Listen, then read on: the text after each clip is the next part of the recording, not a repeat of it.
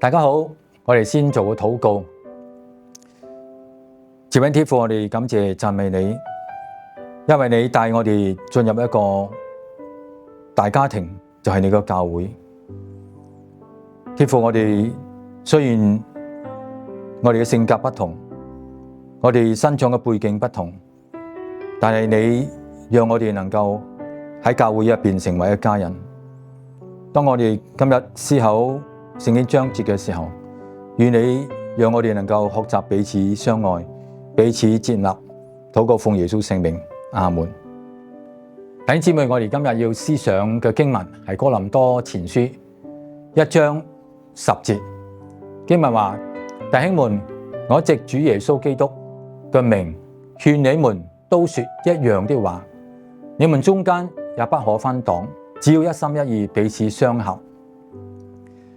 呢個經文背景係哥林多教會出現咗分裂，有人話我係屬於保羅嘅，有人話我係屬於亞波羅嘅，甚至有人話我係屬於基督嘅。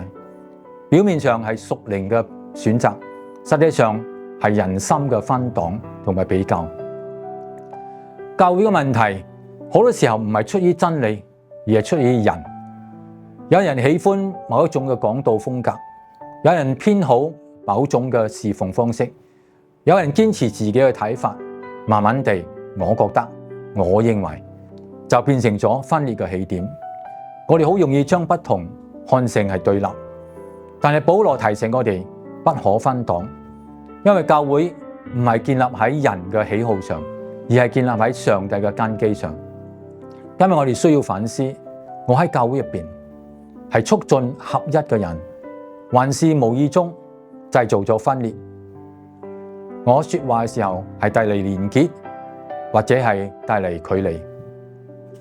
保羅話都說一樣嘅話，並唔係要求大家喺每件事上邊都完全一樣，而係指喺核心嘅信仰同埋方向上要有一致嘅心志，一心一意，彼此相合嘅原文意思就好似一個身體一樣嘅協調運作，手唔係腳，眼唔係耳，但係都係同一個身體而存在。教會嘅合一唔係消滅差異，而係喺差異中仍然彼此相愛、彼此尊重，並且朝着同一個屬靈嘅目標前進。就好似一個詩班，有高音有低音，如果每個人都想突出自己，聲音就會混亂。但係當大家彼此配搭，就能夠發出和諧嘅樂章。保羅話佢係藉我們主耶穌基督的名嚟勸勉佢哋。呢個提醒我哋，合一唔係靠人嘅努力嚟到維持嘅，而係建立喺基督嘅愛裏邊。當我哋越親近耶穌，就越能夠彼此靠近。當我哋越係遠離耶穌，我哋就更加容易彼此嘅疏遠。